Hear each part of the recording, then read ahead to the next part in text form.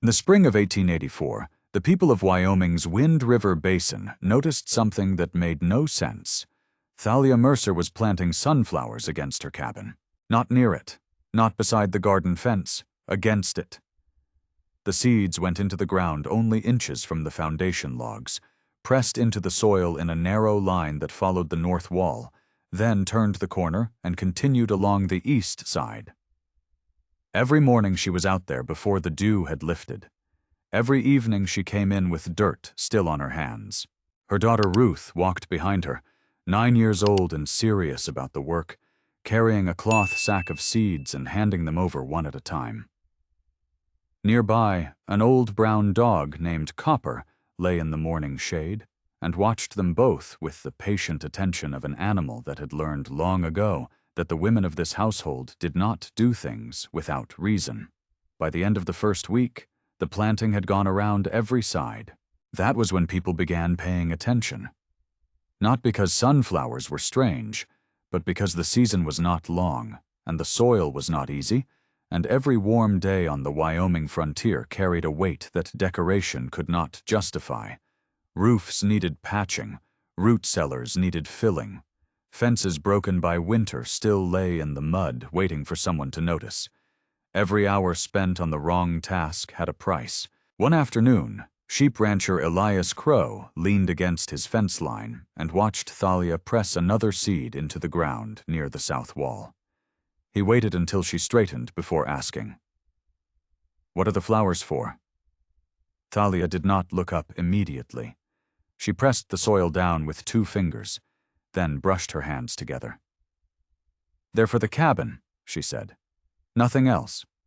Elias looked at the wall. He looked at the seeds. He looked back at the widow. The answer had explained nothing, and she had already moved on. That evening, he mentioned it to his wife. By the following morning, it had reached the trading post. It always moved that way in a valley this size. A remark made at a fence line became a story by supper time and a subject of debate by the following week. The Mercer place sat close enough to the main road that every wagon and rider passing through could see the work progressing. Some slowed. Some stopped entirely. Most moved on carrying the image of the planting in their heads, turning it over the way people do when something does not fit any category they already know. Before long, someone gave the place a name. The Sunflower Widow's Cabin. It started at the trading post, the way most names did, passed from one man to the next until it stuck. Harold Finch was the one who made it official, saying it loud enough over a counter transaction that 3 other men heard and carried it home. Harold controlled a significant portion of the valley's winter supply credit, which meant people listened when he spoke, even when he was joking. Especially when he was joking. "Waste of good growing weather," he said. "That woman's out there decorating while the rest of us are trying to survive."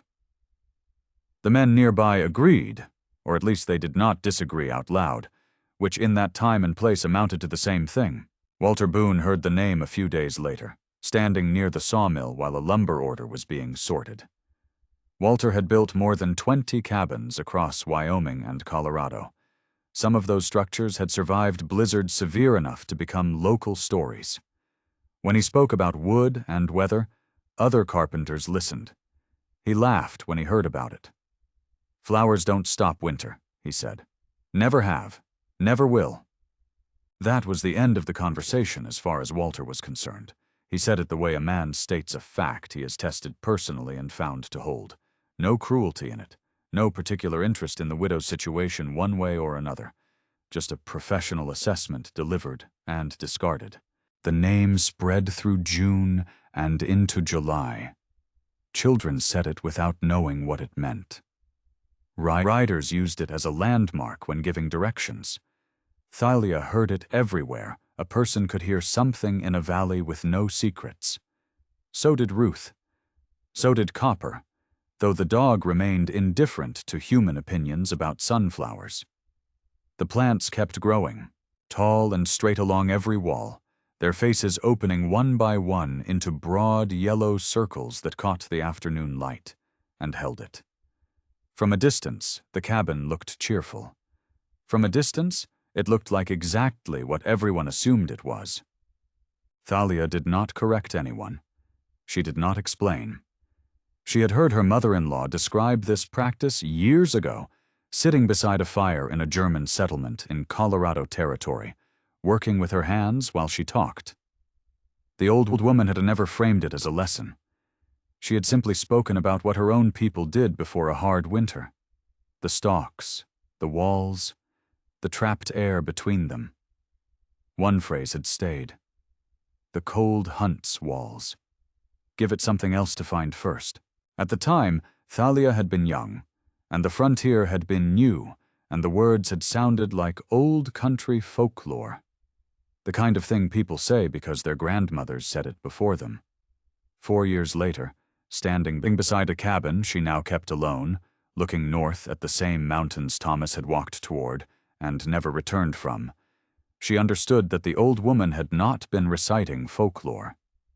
She had been describing a system, and somewhere in the distance, beyond those mountains, another winter was already gathering its strength. August arrived with heat and wind, the way it usually did in Wyoming. The grass turned pale. The creek ran lower. In the afternoons, dust moved across the flats in slow brown curtains that blurred the far ridgeline and coated everything it touched. Then one evening, a different wind came down from the western slopes. It arrived without warning, the way serious weather often did in the territory. Not a gradual building, but the sudden presence, as though something large had been released from behind the mountains and sent east without instructions. Dust rolled ahead of it. A section of fencing near the creek went down in the first 10 minutes. Loose boards on outbuildings rattled and then tore free. The sunflower rose took the full force of it. By the time the gusts eased, nearly a third of the western planting lay flat against the ground. Broken stalks stretched across the dirt at odd angles. Leaves shredded. Several plants had been pulled partially free of the soil, their roots exposed to the dry air. The row that had stood 6 feet tall that morning looked like something a large animal had walked through.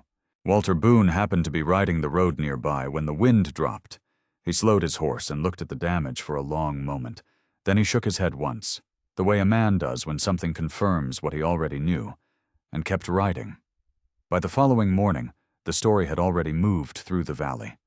Some people took it as the natural conclusion of an experiment that had never made sense. Others waited to see whether the remaining plants would follow with the next hard wind. They were still waiting when Thalia came out before sunrise.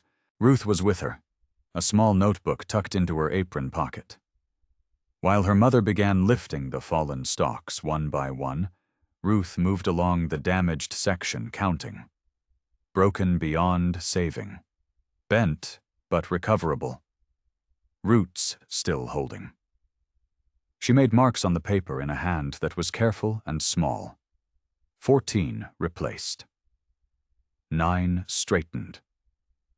New support stakes cut from leftover fence posts and driven into the ground at angles that shared the load between them. Copper spent the morning circling the work area, nudging the 2 sheep that had wandered over from the neighboring pasture back toward the fence before they could step on the fragile plants. He did this without being asked, as though the task were simply his portion of the morning's work. By the end of the 3rd day, the western row stood again. It was not identical to what had existed before the storm. The stakes were heavier. The cord connecting the rows ran lower and tighter. The plants that had survived the fall seemed to lean into each other now, sharing the pressure the way a well-built wall shares weight across its full length, rather than concentrating it in a single point. Walter noticed that when he rode past 4 days later. He slowed his horse again. He looked at the repaired section for longer than he had looked at the damage. Then he rode on without stopping. But he came back. A week after the wind, Walter Boone dismounted at the Mercer property, while Thalia was working along the north wall. He rested one arm across the saddle horn and studied the growing ring of plants, with the particular attention of a man who builds things for a living, and has learned to look at structures rather than appearances. He was not unkind about it. That was the thing worth understanding. Walter Boone had spent enough years in difficult country to know that wrong decisions in winter were not embarrassing. They were dangerous. What he said next came from that knowledge, not from any meanness. "You're building problems for yourself," he said. Thalia continued working. A length of cord between two stalks that needed tightening. Walter pointed toward the base of the nearest wall. "Those plants will hold moisture against the logs. Moisture becomes rot. Rot becomes repairs you can't afford in February." He paused. "And the mice. Pack enough cover against a foundation and they'll be inside before the first snow. I've seen it happen to better-built structures than this." Every word was reasonable. Every word came from experience that had been tested in real winters and found to hold. Elias Crow, passing nearby on his way to check a fence line, heard most of the exchange and found himself nodding slowly at each point. Walter stepped closer to examine the gap between the plants and the logs. "Wood needs to breathe," he said. "Close it off like this and you'll spend spring replacing what winter ruined." Thalia stopped. She looked at the row she had spent months growing. She looked at the cabin wall behind it. A breeze moved through the broad leaves. Somewhere around the back of the structure, Copper barked once at nothing in particular, and then went quiet. Walter waited. What he received, instead of an answer, was the sight of Thalia returning to the cord she had been tightening. He stood there a moment longer. Then he gathered his reins and stepped back into the saddle. He was a fair man, and he knew it, and fair men in that country did not take silence as agreement. He rode away more certain than he had been before that winter would eventually finish the conversation for both of them. The cold was coming. It always came. And in his experience, it never arrived politely. September arrived the way it always did in the basin, quietly, without announcement, the warmth simply retreating a degree at a time, until one morning a person stepped outside and understood that summer was finished. The sunflowers felt it first. Their faces lowered. The bright yellow petals that had opened so confidently through July and August began to dry and curl at the edges. The broad green leaves turned brittle. The stalks hardened day by day, losing their flexibility, becoming something closer to wood than plant. The seed heads grew heavy and dropped, full and dark, bowing the tops of the plants toward the ground. For most people in the valley, the season meant harvest. For Thalia Mercer, it meant the real work was only beginning. She harvested a portion of the seed crop and stored it in cloth sacks for the following spring. The rest stayed attached. Every plant had a second purpose now, one that had nothing to do with seeds or gardens or decoration. Through the first weeks of October, the cabin slowly disappeared.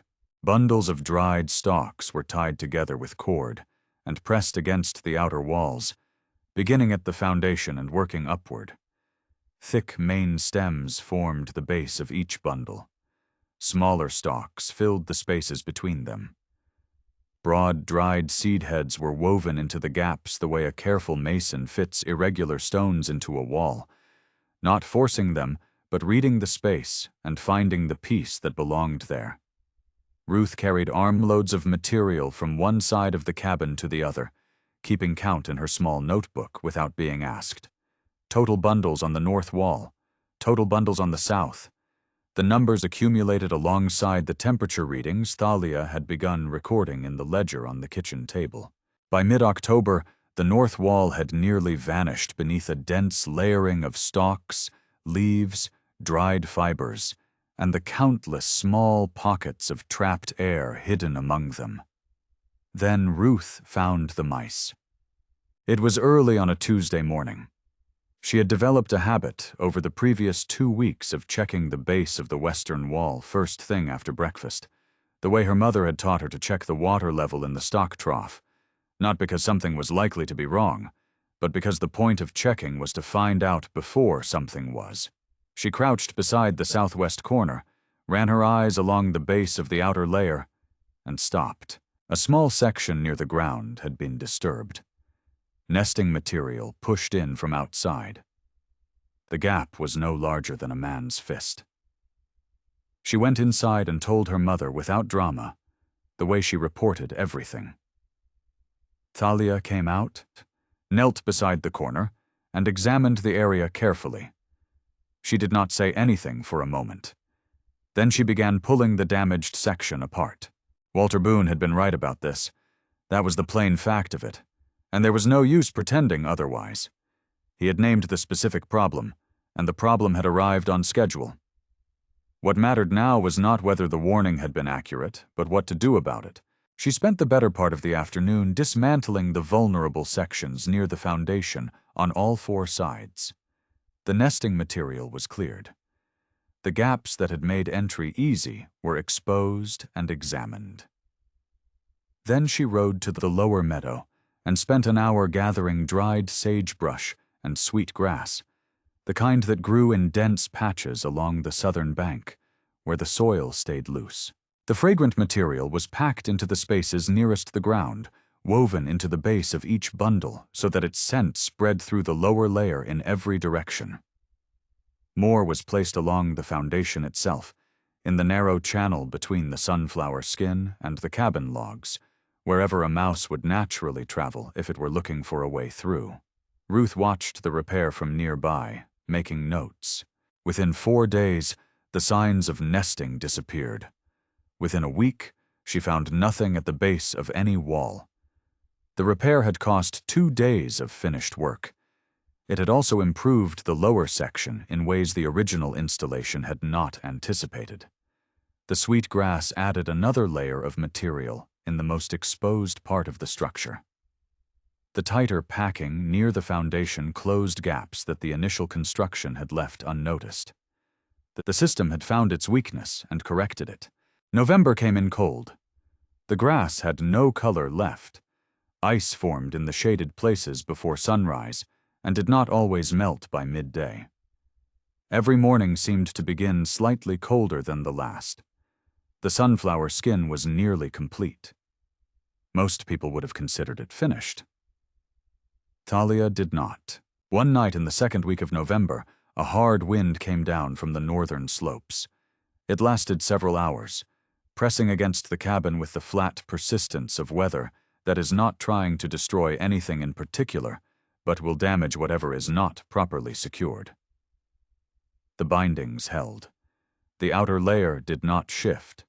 Nothing appeared damaged when Thalia checked in the morning. But Copper had been strange all night. The old dog had paced the length of the north wall again and again, stopping at the same point each time, pressing his nose low against the ground before moving on.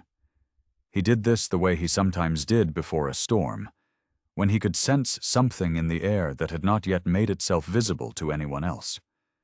By dawn, Thalia followed him outside.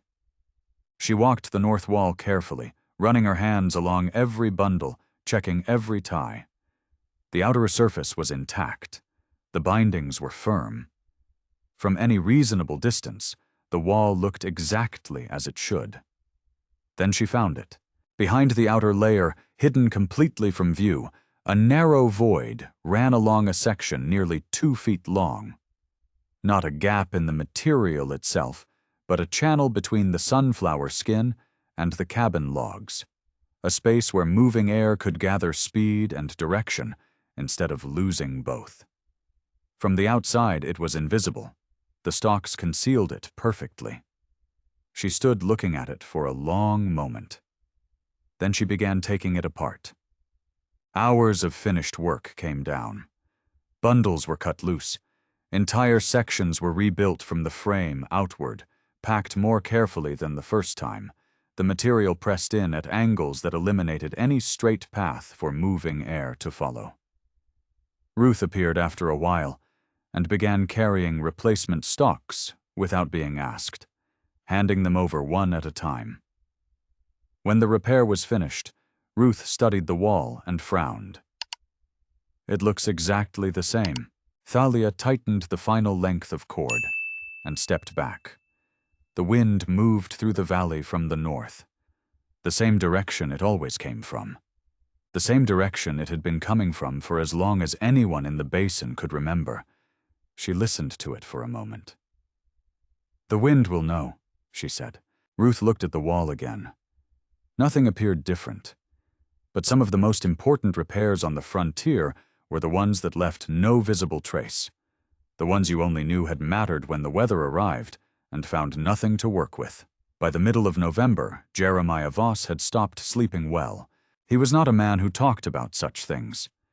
He was 71 years old and had spent most of those years reading weather across Wyoming the way other men read scripture, carefully, with the understanding that what was written there was not open to argument.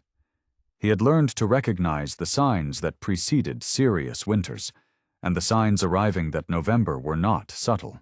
The ice had sealed the lake edges 3 weeks earlier than usual. Snow on the upper peaks had stayed instead of clearing. The elk had come down from the high country in the second week of October, a full month ahead of their normal migration. Then the geese left. After the geese, the sky above the basin felt empty in a way that Jeremiah had learned to associate with winters that became stories. He rode to the Mercer cabin on a cold afternoon without announcing himself. He dismounted slowly and walked around the structure without speaking. His eyes followed the sunflower skin from one corner to the next, examining the bindings, testing the thickness with his fingers where he could reach, noting the way the material sat away from the logs beneath. He was not smiling. He was not shaking his head. He was simply looking, with the particular attention of a man who has spent a lifetime learning what survives and what does not. He stopped near the doorway. "Who taught you that?" Thalia was working nearby, checking the final ties along the east wall. She glanced toward the weathered stalks. "My husband's mother," she said. Jeremiah nodded once. He looked north, toward the mountains that had disappeared behind a curtain of low gray cloud 3 days ago and had not reappeared since. He stood there for another moment without speaking, then climbed back into the saddle. Ruth appeared at the corner of the cabin, watching him go. When the sound of hoofbeats had faded down the road, she turned to her mother. "What does he think?" Thalia watched the empty road for a moment. "He didn't laugh," she said. That was enough. The valley felt it before the calendar confirmed it, a tightening in the air, a particular quality to the silence in the mornings, heavier than usual, as though the atmosphere itself were holding something back. Animals that normally ranged freely stayed close to their shelter without being driven there. The conversations at the trading post grew shorter. December 9th, 1884, began quietly. By noon, that quiet was gone. The temperature dropped 29 degrees in less than 4 hours. The change was not gradual. It arrived the way a door slammed in a house. The difference between before and after was immediate and absolute. Ranch hands across the basin abandoned whatever they were doing and moved livestock toward shelter without waiting for orders. Wagons disappeared from the roads. Windows were checked one final time. Doors were barred. Then the wind came. It hit the valley hard and fast, driving cold air from the north with a force that left no question about its intentions. Within the first hour, it was blowing at 58 miles per hour along the open ground. Gusts pushed well past 70. Snow did not fall. It moved horizontally in dense white sheets that eliminated distance as a concept. Fence lines vanished. Barns vanished. Entire homesteads were swallowed by the white until the world contracted to whatever was immediately in front of a person's face. One livestock shed lost its door in the second hour. The sound of it going carried across the valley even through the roar of the wind. A roof section peeled away from a storage building near the eastern edge of the basin sometime before dark, the timber cracking in a sound that several people later described as a freight train passing at close range. The noise did not stop. Hour after hour, the wind pressed against every structure in the valley with the flat, relentless patience of something that did not tire and did not reconsider. Inside the Crow cabin, 300 yards from the Mercer place, the lesson arrived quickly. The wind found the weaknesses that years of ordinary winters had made easy to ignore. A gap beneath the front door that had never mattered before became a steady invasion of freezing air. Old chinking along the north wall had shrunk during the summer heat, and left thin lines where the cold moved freely. A corner joint near one window, slightly off from the beginning, admitted a draft that no amount of stuffed cloth could fully stop. Each gap was small alone. Together they turned the cabin into something that could be entered. Frost appeared along the interior logs near the north wall before midnight. By 2 in the morning, thin patches of ice had spread across the wood in the corners. Elias fed the stove continuously. His wife piled blankets on the children. The thermometer on the wall read 41 degrees and refused to climb higher no matter how much wood went into the firebox. The reserve stack inside was shrinking faster than Elias had calculated. He checked it every hour. 300 yards away, the same wind struck the same darkness. But inside the Mercer cabin, the roar arrived softened. Not silent. The storm was too large for silence, but stripped of its sharpest edges, as though it were happening at a remove, on the other side of something thick and patient. Copper slept beside the stove, with one ear folded over his face. The lamp burned steadily on the table. Ruth sat beneath it with a book open across her knees, turning pages at the pace of a child, with nowhere particular to be. The thermometer on the wall read 61 degrees. Thalia checked it at 10 o'clock. She checked it again at midnight. The number had not moved more than a degree in either direction. The stove required the same amount of wood it required on any ordinary cold evening. No frantic adjustments, no desperate calculations about how much fuel remained and how many hours of darkness were left. She opened the ledger and recorded the numbers. Temperature. Wood consumed. Time. The storm outside howling with everything it had. And in this room, a woman writing figures in a book by lamplight while her daughter read and her dog slept. 2 thermometers, 2 cabins, 300 yards apart. The difference between them was not luck. It was not the quality of the timber or the skill of whoever had built the walls. It was a layer of dried plants and trapped air that most of the valley had spent 6 months laughing about. And now the valley was not laughing. The blizzard released its grip on the morning of December 11th. The silence that followed was the particular kind that arrives after 2 days of continuous noise.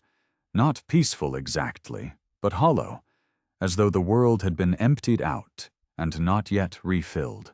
Snow stood shoulder-high against the north faces of every structure in the valley. Fence lines had disappeared entirely. The familiar shapes of the basin had been replaced by smooth white forms that required a moment of study before they resolved into something recognizable. Elias Crow spent nearly an hour digging his front door free.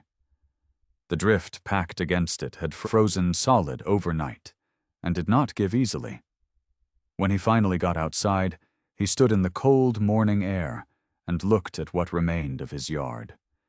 New cracks had opened in the chinking along the north wall, thin lines of daylight visible from inside that had not existed before the storm. During the worst hours of the blizzard, the thermometer had touched 39 degrees. The wood stacked inside the cabin was nearly gone. He checked his livestock. He made the necessary repairs. Then, without entirely understanding why, he found himself walking down the road toward the Mercer place. Part of him expected wreckage. The sunflower skin had always looked fragile to him, a collection of dead plants held together with cord. The kind of thing that looked like it would come apart in a serious wind. 2 days of gusts above 70 miles per hour should have stripped it to nothing. That was what a reasonable person would have predicted. The cabin came into view around a bend in the road. Elias stopped walking. The structure was still wrapped. The outer surface had taken damage, some stalks torn away near the top, sections along the windward side compressed and flattened by the force of the storm, loose fibers hanging frozen where the wind had found purchase. It did not look pristine. It looked like something that had been through a serious fight. But the core was intact. The dense inner layer still pressed firmly against the logs. What had been stripped away appeared to have served its purpose. The outer shell had absorbed the punishment and spent itself so that everything behind it did not have to. The cabin itself rose from the valley floor like a snow-covered mound, quiet and solid, and from the chimney a thin ribbon of smoke climbed into the pale winter sky. Not the heavy smoke of a stove fighting a losing battle against the cold. Just enough. Elias knocked and went inside. Warm air met him before he had fully crossed the threshold. Ruth sat at the table finishing a bowl of porridge, her book from the night before closed beside her plate. Copper raised his head from beside the stove, decided Elias was not interesting enough to warrant further investigation, and put it back down. No one in the room appeared to have spent 2 days under siege. No one appeared exhausted. No blankets were piled in corners. No one was huddled close to the fire. Elias looked at the thermometer first, then at the wood stacked neatly along the wall, most of it still there. Then at the ledger open on the table. Thalia saw where his eyes had gone. She picked up the book and handed it to him without speaking. He read through the entries from the 2 days of the storm. Temperatures recorded every few hours. Wood consumption noted each time the stove was loaded. The numbers were plain and required no interpretation. His own household had burned nearly twice as much fuel. Despite that, the temperature inside his cabin had stayed more than 20 degrees lower for most of the blizzard. Elias closed the ledger slowly. He walked to the nearest wall and pressed his palm flat against the logs. The wood was warm. Not heated, not radiating, simply holding its temperature the way well-protected things do. Steadily, without effort, as though the cold outside were someone else's problem entirely. He lowered his hand. Then he looked at Thalia. "I was wrong," he said. The words were quiet. They did not need to be louder. The blizzard had already made the argument. He was simply acknowledging what had been decided without him. Walter Boone came the following day. He did not send word ahead. He arrived alone, dismounted at the edge of the property, and walked the perimeter of the cabin without knocking or announcing himself. He examined the outer surface the way a carpenter examines another man's joinery, not looking for things to admire, but for things to understand. He checked the bindings at each corner. He pressed his hand against the layer and measured its resistance. He crouched near the foundation and looked along the base of the structure, noting how the material had been packed and at what angle. He did not apologize. Walter Boone was not built for apologies, and in any case the things he had said had not been wrong on principle. Moisture against logs was still a legitimate concern. Rodents near a foundation were still a legitimate concern. The fact that both problems had been anticipated and solved did not make the warnings unreasonable. It made the solutions necessary. He straightened and turned toward Thalia, who had come outside while he was working his way around the east wall. He looked at the gap between the outer layer and the logs for a moment. "How far did you pack it from the logs?" Thalia told him. 3 to 4 inches at the base, closing to 2 near the top where wind pressure was highest. The angles of the bundles changed at each corner to prevent channeling. Walter nodded once. His eyes moved along the wall, recalculating something internal. He gathered his reins and mounted without further comment. He came back the following spring with questions of his own. By then, other things had already changed. When planting season arrived, Elias Crow put his first sunflower seeds against the walls of his cabin before he put anything else in the ground. A few people noticed and said nothing. 2 families followed his example before midsummer. The year after that, there were 5. The year after that, no one was counting anymore, because the practice had stopped being unusual and become simply what people in that valley did before a hard winter. Harold Finch stopped making jokes about it sometime during that first spring. The subject faded from the trading post conversations the way most subjects did when they stopped being controversial and became useful. Walter developed his own methods for securing the bundles, tighter at the corners, heavier stakes on the windward side, and shared them with anyone who asked, which eventually became most of the valley. The name changed, too. Quietly, without ceremony, the Sunflower Widow's cabin became something else in the local language. People called it the Flower Wall. Years passed. Ruth Mercer grew up and learned to read weather the way Jeremiah Voss had taught her, watching the elk and the geese and the quality of the morning silence in late October. She taught the technique to families who arrived in the basin after the Great Blizzard. People who had not been there for the original argument and knew the flower wall only as something you built before winter. The same way you filled the root cellar and checked the roof. Thomas Mercer's coat still hung behind the door. The axe remained beside the stove. Neither object was moved. They simply belonged where they were. Outside, each summer brought its familiar ring of yellow faces around the cabin walls. The cold came every year, as it always had, hunting for weaknesses, looking for walls it could enter. By then, many of those walls had learned to give it something else to find first. She had not built a wall against the cold. She had taught the cold to spend itself before it reached her.